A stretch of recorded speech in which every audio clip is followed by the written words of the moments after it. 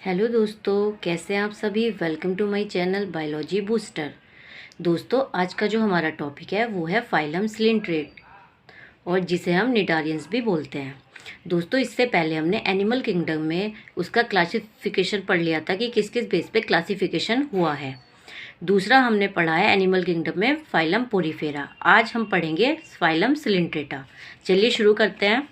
सबसे पहला देखते हैं इनका फीचर्स। डिप्लोब्लास्टिक, इसका मतलब ये होता है कि इनमें सिर्फ 2 जर्मिनल लेयर्स होती है, आउटर और इनर। निमेटोब्लास्ट आर प्रेजेंट, इनमें निमेटोब्लास्ट प्रेजेंट होती है जो कि इनका स्पेशल फीचर्स बोला जाता है, जो कि एक चुभने वाली सेल्स होती है। दूसरा है tissue level of body organisation. इनका जो बॉडी ऑर्गेनाइजेशन होता है वो टिश्यू लेवल होता है, यानी टिश्यू बने स्टार्ट हो जाते हैं। तीसरा रेडियल सिमेट्री। रेडियल सिमेट्री का मतलब ये होता है कि उस बॉडी को किसी भी प्लेन ऑफ एंगल से काटे वो बराबर भागों में ही बटती है। फिर है sac shape body with single opening.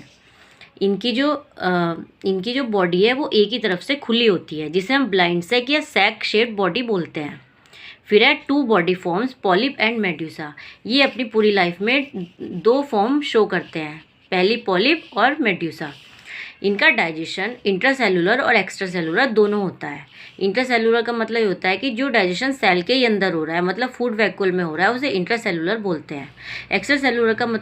Extracellular digestion का मतलब ये होता है कि जो डाइजेशन एलिमेंट्री कैनाल में होता है, यानी सेल के बाहर।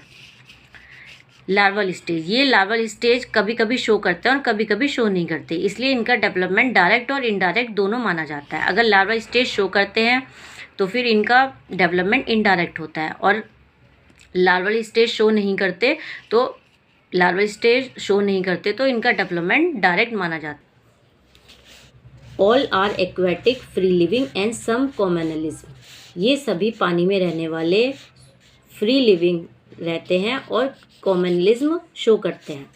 इनकी बॉडी कैविटी को गैस्ट्रावेसिकुलर कैविटी और सीलेंट्रॉन कहते हैं।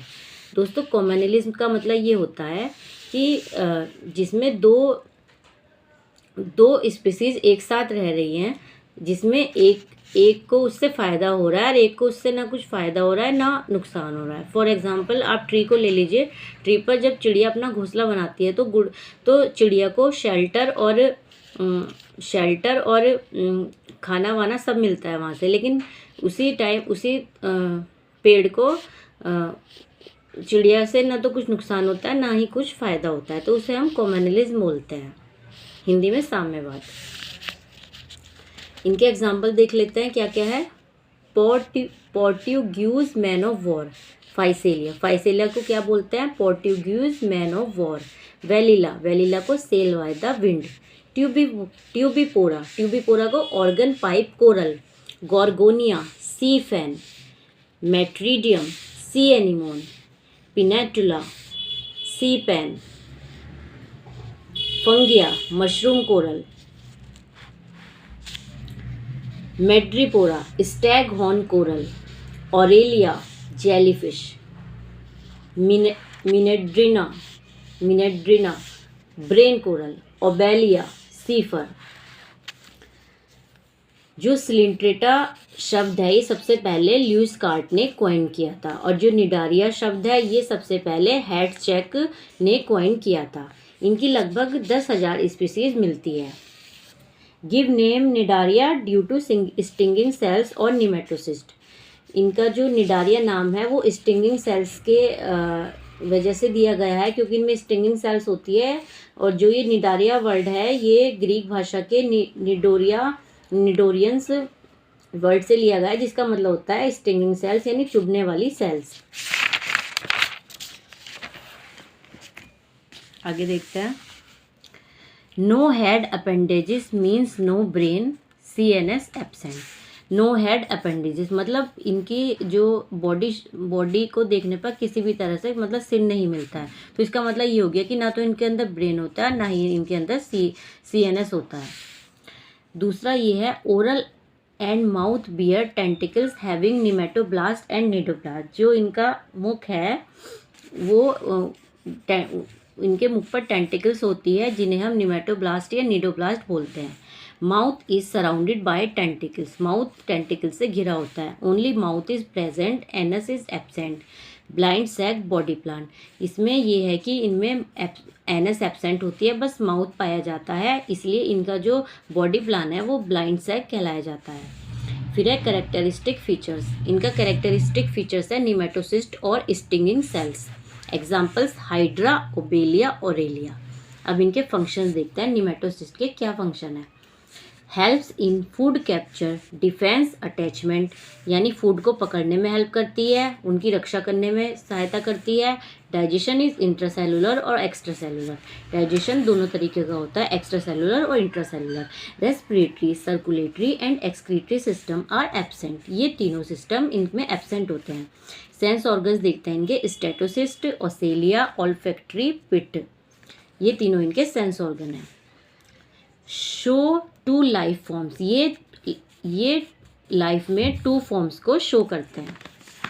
कौन कौन सी है वो देखते हैं। Show two life form,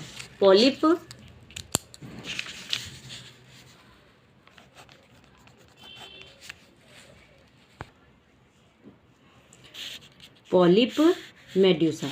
polyp कैसा होता है, tubular and cylindrical. Medusa circular and umbrella like. Polyp में एसेक्सुअल रिप्रोडक्शन होता है, मेड्यूसा में सेक्सुअल रिप्रोडक्शन होता है।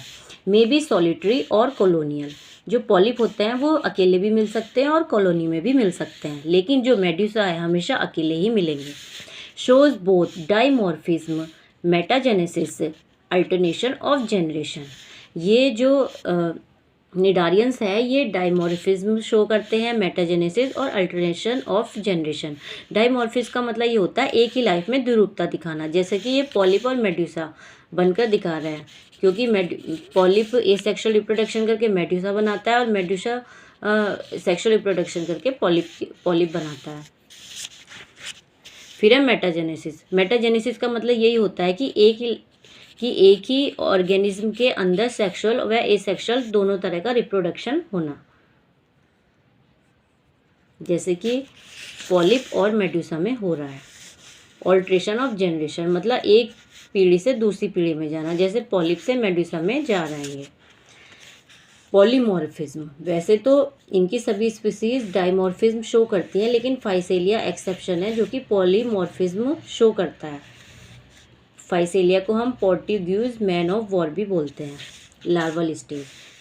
ओबेलिया में प्लेनुला लार्वा होता है जो कि फ्री लिविंग होता है। ओरेलिया में एफाइरा लार्वा होता है।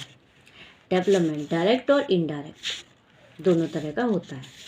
रिप्रोडक्शन, एसेक्सुअल रिप्रोडक्शन जो होता है वो बाय बडिंग होता है, वो किस में होता है, पॉलिप में। Sexual reproduction by gametes formation, gametes के फॉर्मेशन से होता है, जो किस में होता है, medusa. Some members has CaCO3 layer and formation of coral, कुछ इन मेंबर्स हैं जिनमें कैल्शियम कार्बोनेट की लेयर पाई जाती है जिससे वो कोरल का निर्माण करते हैं। अब देखते हैं आगे। Classification on the basis of polyp and medusa, इनकी जो क्लास है वो पॉलिप और मेड्यूसा के बेस पर बटी हुई है। पहला देखता है Hydrozoa, both polyp and medusa. Hydrozoa में दोनों प्रदर्शित होता है, both polyp and medusa. Scyphozoa में सिर्फ मेड्यूसा डोमिनेंट होता है। एंथोजोआ में पॉलिप डोमिनेंट और लार्जेस्ट क्लास है ये। एंथोजोआ में क्या होता है, जो डोमिनेंट इनकी स्टेज होती है वो पॉलिप की होती है और ये लार्जेस्ट क्लास है। हाइड्रोजोआ के एग्जाम्पल देख लेते हैं, ओबेलिया, हाइड्रा, फाइसेलिया। स्काइफोजोआ के ओरेलिया जिसे जेलीफिश बोलते हैं और जिसका लार्वा को क्या बोलते हैं, एफाइरा। अब देख लेते हैं एंथोजोआ के एग्जाम्पल, गार्गोनिया, एडम्सिया, पिनेटुला, कोरेडियम, मेट्रीडियम। दोस्तों आप 1-2 बार अच्छे से वीडियो देखेंगे तो आपको अच्छे से समझ आ जाएगी, चीज़ें मिक्सअप नहीं होगी। साथ में रिवीजन करते चलिएगा और नोट्स बनाते चलिएगा। मैंने इनमें सारी चीज़ें कवर करने की कोशिश की है। अगर आपको वीडियो पसंद आया तो please like and subscribe the channel. Thank you so much, bye and take care.